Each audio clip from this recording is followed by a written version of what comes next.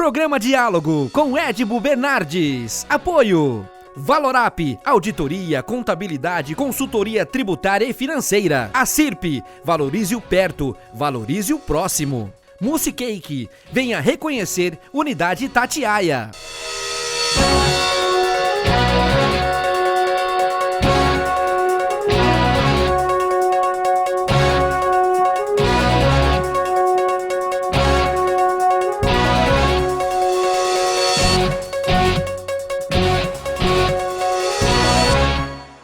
Olá, estamos iniciando mais um diálogo com uma pessoa que, talvez vocês não reconheçam essa pessoa, mas a voz dela, eu tenho certeza que muita gente de manhã até às 14 horas, todos os dias, está acostumado a ouvir. Eu vou soltar só a voz dela, sem mostrar quem é, vocês vão ver se vocês conhecem. Vamos lá. Bom dia, Milton. Bom dia aos ouvintes do Jornal da CBN. Isso, Cássia Godoy, muito obrigado por falar com a gente, Cássia. O povo só quem entra na internet para ver quem que é a Cássia Godoy, né? É verdade. Agora que a gente sempre tem transmissão em vídeo, isso está muito mais frequente, né, Edmo? Antes não era, a gente realmente acabava falando só para as pessoas, mas as pessoas não viam a gente. Mas hoje a gente tem câmera, tem transmissão no site, tem transmissão simultânea no YouTube, tem no Twitter também. Então, todo mundo que quiser, além de poder nos escutar, pode também assistir rádio, quem diria, né? Ô, Cássia, essa é uma pergunta difícil. Quem dá mais trabalho, o Milton ou o Sardenberg? Acho que nenhum dos dois, eles são ótimos companheiros, eles têm estilos muito diferentes, né? Quem tem o hábito de acompanhar o Jornal da CBN e depois o CBN Brasil, vai perceber que tem algumas coisas comuns ao veículo, ao tipo de programa, são programas jornalísticos, mas os dois não dão trabalho, não. Os dois são ótimos companheiros de equipe, eles são muito fáceis, pessoas muito simples de se lidar. Se bobear, eu é que dou trabalho para eles, viu? Imagina, a turma toda é muito boa, Teco, Zé Godoy, o Dan, o Jorge Luque, é uma turma muito boa, mas muito de comunicação, de receber, de ouvir. É tão gostoso os jornais, os dois, a primeira edição e o da hora do almoço, segunda, quer dizer que é uma delícia ouvir vocês. Mas, Cássia, eu te convidei para a gente falar um pouco sobre o jornalismo, né? Como é que está a sua vida? Quer dizer, o jornalismo tem sofrido tantas ameaças, o jornalismo tem sofrido, isso no mundo inteiro, não é Brasil, a gente tem visto ainda por aqui, mas desde agressões, a morte, sequestro, e não se falando em religião, questões religiosas, a gente está falando de questões político-partidárias. Como é que está essa vida? Como é que você está vendo isso? É difícil, né? Em alguns momentos a gente percebe, até porque na rádio, por exemplo, né, a gente tem muita troca com o ouvinte em tempo real. Então, no momento em que eu estou apresentando jornais, eu fico com o WhatsApp do ouvinte aberto na minha tela e não tem nenhum tipo de filtro, nenhum tipo de curadoria, digamos assim. Todas as mensagens que chegam no WhatsApp, elas já aparecem direto na tela do meu computador. E aí tem de tudo, né, Edmund? Tem coisas bacanas, tem um retorno bom, tem o compartilhamento de informações, mas tem também aquelas mensagens que não são legais, tem os acessos de raiva das pessoas, tem muita falta de compreensão sobre qual é o papel do jornalista, qual é o papel da imprensa, né? O papel da imprensa não é torcer a favor nem torcer contra determinado governo, né? A gente está ali para narrar o que está acontecendo, a gente está ali também para fiscalizar o que está acontecendo, para apontar o dedo para o que está acontecendo. E muitas pessoas enxergam isso como ser a favor ou contra determinado governo, determinada esfera de poder, e obviamente que não é nada disso. E a gente tem hoje em dia, né, não dá para deixar de dizer isso, a gente tem um presidente da República que estimula esse tipo de comportamento e essa visão distorcida sobre o que é papel dos jornalistas e o que não é papel dos jornalistas. Então é um momento muito delicado. Mas eu arrisco dizer o seguinte, apesar de ser um momento difícil, de muitas vezes a gente ter um retorno que não é positivo, os bons são maioria, as mensagens boas, o retorno bom, isso é a maior parte do meu trabalho. Então, acho que isso que me ajuda a conviver com essa outra parte que não é tão boa assim. Também a gente tem que saber lidar com isso.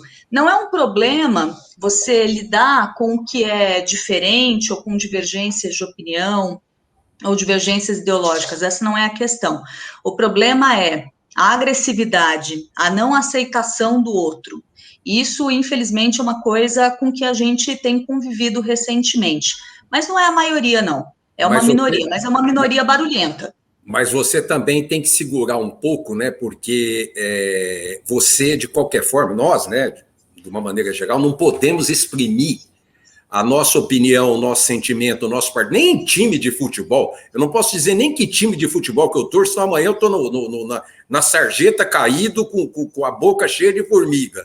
Né? Quer dizer, a gente tem que segurar um pouco isso, porque está tendo uma intolerância muito grande. Aliás, eu até queria te perguntar, você acha que esse ultraconservadorismo de direita, e isso aí a gente vai ler lá nos Estados Unidos com o Trump, vai ver o Partido Comunista, o nazista na Alemanha, esses, e no Brasil, naturalmente, esses são responsáveis pela maior agressão ao jornalismo, à imprensa de uma maneira geral?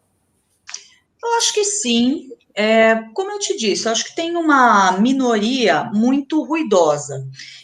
Eu acho que a gente pode dizer, sim, que é a maior parte, mas a gente não deve ignorar o restante, não. Acho que tem pessoas equivocadas de todas as matizes ideológicas. Mas, sim, eu diria que quando a gente pensa num extremismo de direita, a gente identifica muitas dessas pessoas que se manifestam contra a liberdade de expressão, por exemplo, infelizmente.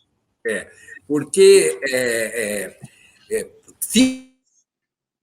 fica que no Brasil, esse lado esquerda, que para mim não tem direita, não tem esquerda, é uma confusão no Brasil, ideologia no Brasil é uma confusão que nem eles sabem o que eles fazem, mas tudo bem. Mas ficou uma pecha que a esquerda, eu vou falar PT, vou falar no PT especificamente, ficou uma pecha que universitários, professores de universidade, jornalistas, padres, a Igreja Católica, é tudo petista. Tudo petista. Isso é uma pecha que pegou e como se não tivesse tido nenhuma crítica quando o Lula foi presidente, quando a Dilma foi presidente, né? Quase que não houve nenhuma crítica. Você percebe isso, não? Ah, tem isso, sem dúvida nenhuma. As pessoas esquecem de um passado muito recente da nossa história, né? Mas sabe o que eu acho mais engraçado? Mais do que as pessoas que taxam todo esse grupo aí que você elencou como petista, e as pessoas que dizem que é todo mundo comunista, né? Que de repente esse governo veio para salvar o Brasil do comunismo. A gente nunca teve isso aqui, gente. As pessoas não têm nem noção do que é o comunismo. Tem muita confusão de conceito, né? Outro dia eu estava conversando com um amigo e a gente estava lembrando das críticas, por exemplo, que as pessoas fazem hoje em dia a determinados tipos de educação ou a determinadas metodologias de educação, e aí tá cheio de gente criticando, por exemplo, Gilberto Freire, e não sabe nem do que se trata, né? Ou muita gente falando aí de outros educadores, do Paulo Freire, que eu quis dizer, e aí não sabe nem o que era essa metodologia, como funcionava, vira crítica pela crítica, é uma coisa muito curiosa. A ABERT, Associação Brasileira de Emissoras de Rádio e Televisão, diz que em 2020 foi o ano que os jornalistas sofreram mais ataques no Brasil. 2020. É isso? Você sentiu? Olha, acho que a pandemia ajudou, né? Claro. A pandemia ajudou, sem dúvida nenhuma. Acho que 2020 teve muito isso, mas o ano de eleições foi um ano muito complicado também. 2018 foi um ano muito difícil, com muita polarização, e sobrou muito para os jornalistas. Então, eu não saberia te dizer, te trazer uma coisa exata, assim, quantitativamente. mas acho que do ponto de vista do tipo de crítica que a imprensa como um todo recebeu, eu acho que 2018 também foi um ano dos mais complexos. Então, toma bastante calmante, frontal, essas coisas para o ano que vem, tá? Para ajudar, dar um apoio moral para o ano que vem. Outro levantamento. As mulheres jornalistas são muito mais vítimas no ambiente digital.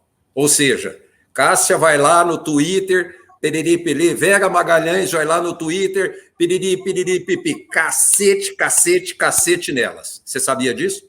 Ah, sem dúvida nenhuma. Essa é a realidade de qualquer mulher profissional, e eu não diria nem apenas jornalista, nas mais diversas áreas. A gente tem um machismo estrutural no país que é uma coisa que eu percebo todos os dias no meu trabalho. Esses exemplos que você deu em redes sociais é assim mesmo, e o tipo de crítica que você recebe por ser mulher, né? Então, de repente, é uma crítica que está completamente desvinculada de algo que você disse, de algo que você fez ou que você defendeu, e parte para um lado pessoal, parte para um lado moral.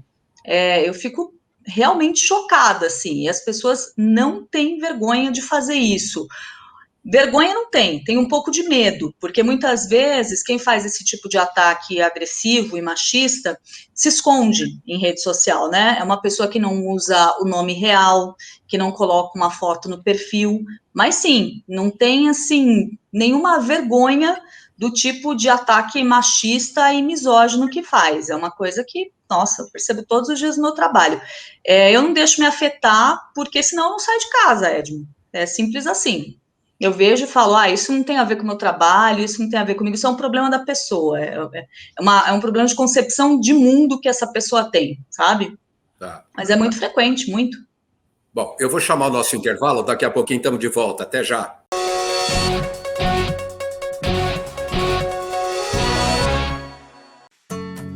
Hoje eu quero aquela brusqueta de pepperoni.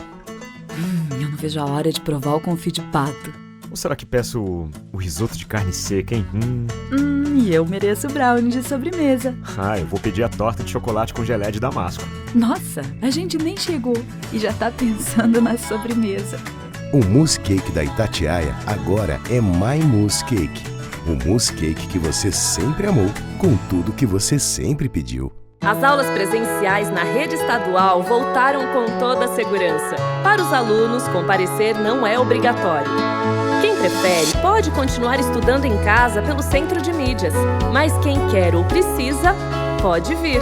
Tem também a merenda, preparada com todo o carinho e segurança. Mesmo sem aulas presenciais, nunca faltou merenda no estado de São Paulo para ajudar os que mais precisam. Esperamos vocês! Governo de São Paulo. Estado de respeito. Valorize o perto, valorize o próximo. Nós, empresários e comerciantes, nos reinventamos, nos desdobramos, juntamos força e criatividade para permanecer perto em um momento tão importante. Valorize aqueles que continuam ao seu lado, servindo, garantindo que você sempre esteja abastecido de cuidado e carinho em momentos como este. Valorize o comércio local. Ele depende de você. Realização: Associação Comercial e Industrial de Ribeirão Preto, trabalhando para que todos possamos superar esses momentos difíceis. Voltamos a apresentar Diálogo, Apoio, Valorap, Acirp, Mousse Cake. Estamos de volta com o segundo bloco do programa, recebendo gentilmente a presença da jornalista Cássia Godoy, da CBN, âncora da CBN. Ô, Cássia, a distinção, eu vejo, por exemplo, o Trump, ele passou 4 anos dando cacete, falando mentiras, falando inverdades, porque, segundo um professor de uma universidade do Canadá, e aí ele está analisando o Bolsonaro, eu estou falando do Bolsonaro e transferindo para o Trump também. Eles não podem voltar atrás. Quem emite numa campanha o que eles emitiram, durante a fase política dele, principalmente quem está buscando a reeleição, não pode voltar atrás, porque senão ele perde o seguidor dele, ele perde o eleitor dele. Como é que ele vai dizer que ele não é a favor da arma, que a pandemia é gravíssima, que tem que tomar vacina, como ele disse numa entrevista da rede TV que como é que vai comprar a vacina da Pfizer no meio do ano se não era aprovada pela Anvisa, como se ele não comprou 100 milhões da AstraZeneca, sem ser aprovada pela Anvisa. Mas esse professor do Canadá, ele disse isso. E faz todo sentido, realmente. É difícil ter um recuo em relação ao que ajudou essas pessoas, inclusive, a se estabelecerem.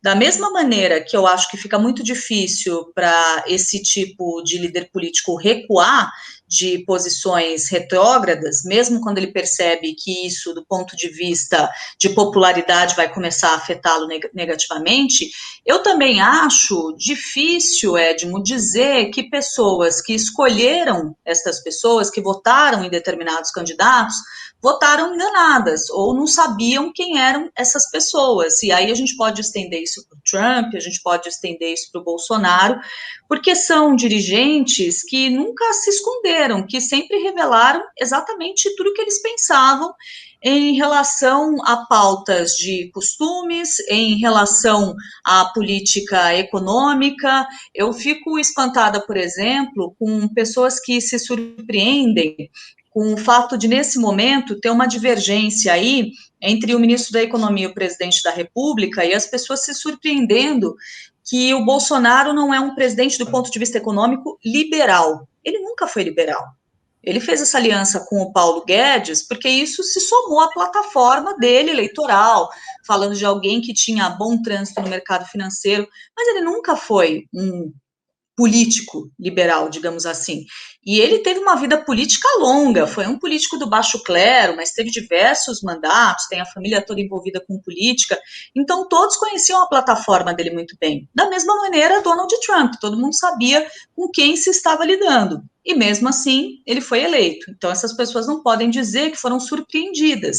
E esses líderes políticos, eles também não conseguem recuar de determinados posicionamentos, porque foi esse tipo de posicionamento que os colocou numa situação de poder. Ô, Cássia, o jornalismo investigativo acabou? Não acho de maneira nenhuma que acabou. Eu acho que ele está um pouco, talvez, diluído em iniciativas mais pulverizadas, mas não acho que acabou. Eu acho que quando você vai diversas iniciativas, até mesmo uma iniciativa que parece contraditória, parece que é uma coisa que deveria ser inerente ao jornalismo, mas nem sempre é, quando você pega as agências de checagem de fatos, né? Você fala, nossa, mas para que tem uma agência de checagem de fatos se esse já é um trabalho jornalístico? Mas você consegue, com agências de checagem de fatos, ter aí uma pulverização de profissionais em diferentes áreas e consegue fazer um trabalho mais aprofundado em determinadas áreas. E isso não deixa de ser jornalismo investigativo, tá aí. Você tem a todo momento as informações exclusivas desse ou daquele colunista, que também é jornalista, tá aí o jornalismo investigativo. Não acho de maneira nenhuma que ele acabou, muito pelo contrário. Eu acho que ele segue firme e forte. Eu acho que em momentos como o da pandemia é muito necessário. Às vezes eu tenho a sensação que ele ficou muito caro, o jornalismo investigativo, para os veículos de comunicação. A gente tem percebido essa adequação, né, nos jornalismos. Então, eu tenho percebido muito repórter novo, molecada, às vezes recém-formado ou com um pouquinho mais de experiência, com âncoras experientes, com âncoras que sabem segurar o rojão, sabe conduzir, sabe... E às vezes eu sinto essa dificuldade no repórter. Isso, óbvio que é contenção de despesa para você ter molecada, quem sabe, ganhando piso. Mas os âncoras não. O âncora você tem que ter os bambambãs que estão por aí, né? Sim, sim. Você tem razão. Quando você fala dessa renovação, de você ter muita gente jovem e, às vezes, mal remunerada nas redações, é verdade. Isso a gente tem mesmo, e a gente tem uma substituição que a gente percebe em todos os veículos, né? Outros veículos pelos quais eu passei, na própria CBN. Eu me lembro do perfil que a gente tinha de repórteres, a primeira vez que eu trabalhei na CBN, né? Essa é a segunda vez que eu trabalho lá. E realmente era todo mundo mais velho. Hoje você tem gente muito jovem em todas as áreas. Não acho que seja uma prerrogativa da rádio, acontece também nos outros veículos e tem a ver com a situação econômica, né? É caro você manter redações cheias de repórteres especiais, de repórteres premiados. Está muito difícil, ao mesmo tempo você tem uma oferta de mão de obra de toda a ordem, gente muito boa, gente muito qualificada, mas ao mesmo tempo você tem muita gente que está começando, que pode ser muito boa, que tem muito potencial, mas que ainda está no início e que é muito barato, né, Edmo? É você pegar nos bancos escolares, nos bancos das faculdades, às vezes nem terminaram o curso, o que talvez esses profissionais não tenham de experiência, não tenham de cabedal, eles têm de interesse, eles têm de afinco, e acaba se tornando um negócio interessante para as redações quando a gente pensa do ponto de vista corporativo, do que isso significa em relação à folha de pagamento daquelas empresas. Tem muita emissora de televisão, inclusive no interior, os programas investigativos que estão trabalhando com o Multilink. Quer dizer, você manda o Multilink lá e mostra, o âncora segura daqui, sim, já não tem nem mais o repórter, né?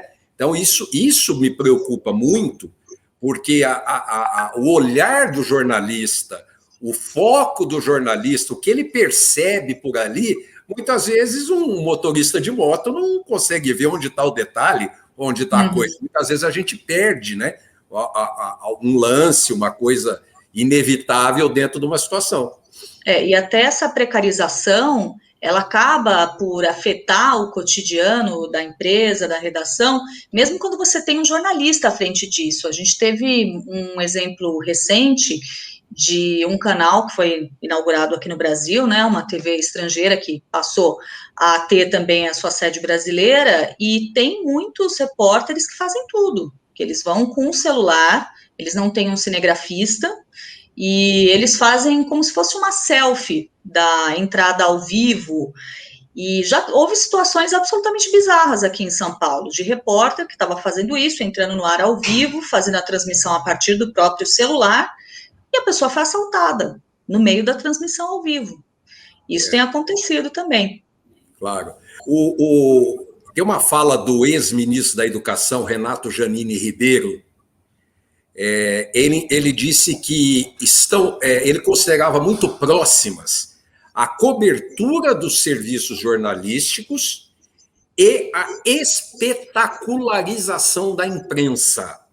Ele considerava isso muito próximo. Como é que você vê essa fala dele? Faz sentido, em determinados contextos, sem dúvida, tem isso sim. Eu acho que essa é uma preocupação, não sei se é a maior preocupação que eu teria hoje, com o nosso jornalismo hoje. Eu acho que existem algumas preocupações que se tornaram mais urgentes neste momento. Para te dar um exemplo, no meio dessa pandemia, pessoalmente, eu me preocupo em não naturalizar o tipo de notícia que a gente tem levado ao ar todos os dias.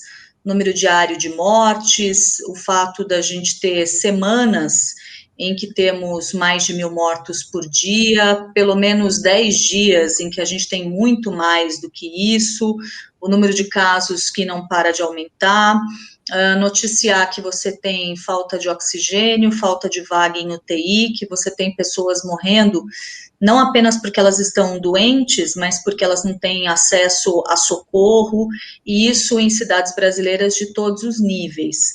Eu acho que não banalizar esse tipo de notícia, não naturalizar esse tipo de número, na minha avaliação, hoje é uma preocupação mais presente. Não que essa questão da espetacularização não seja importante também, mas eu acho que hoje a gente tem que tomar muito cuidado, porque é tanto absurdo em cima de absurdo, que se você não tomar cuidado, você começa a achar normal, você começa a achar que faz parte da rotina, você ter uma pandemia há mais de um ano no país, matando o tanto que mata todos os dias aqui no Brasil. A internet, né, o sistema online, ele teve um avanço significativo nos governos do PT, nos 8 anos do Lula, nos 6 da Dilma, e, coincidentemente, há uma distinção muito grande que muito se falou no patrocínio de blogs de companheiros, diferentemente do patrocínio de sites noticiosos. Isso é muito importante discernir, claro. O governo, o ambiente da propaganda governamental, ele tem uma restrição importante, que é onde não tem concorrência. É proibido anunciar quando não se tem concorrência. Então, a Caixa Econômica Federal, o Banco do Brasil, etc., tem que anunciar, porque existe concorrência no mercado privado. Agora, essa que foi chamado de compra de jornalistas, ou cala-boca de jornalistas, você percebeu isso? Você acha isso acabou? Hoje eu acho que a gente tem um outro fenômeno, né? Eu não posso te dizer com propriedade como isso se deu, isso que você está mencionando, da questão dos blogs ou de jornalistas que se manifestavam aí favoravelmente ou já tinham uma postura de antemão simpática a determinado governo. Como eu sempre passei ao largo, sempre atuei em grandes redações, eu não posso te dar uma resposta sobre isso com propriedade, né? Eu acho que se estabelece quem faz um bom trabalho. E credibilidade é uma coisa que você conquista e que perpassa diferentes administrações. Então, se antes talvez a gente tivesse esse fenômeno, hoje a gente tem um outro fenômeno também, que são os robôs, né?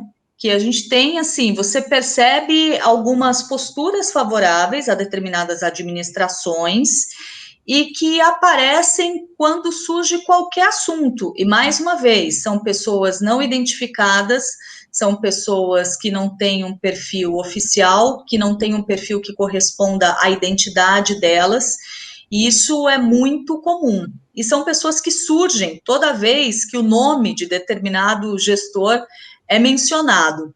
Agora, eu acho que até por conta desse tipo de fenômeno, seja de uma imprensa menos especializada, seja simplesmente de pessoas que formam um exército para defender determinada gestão, é nesses momentos que você tem, digamos, a emergência desses grupos, que a imprensa se estabelece, que o jornalismo sério se estabelece.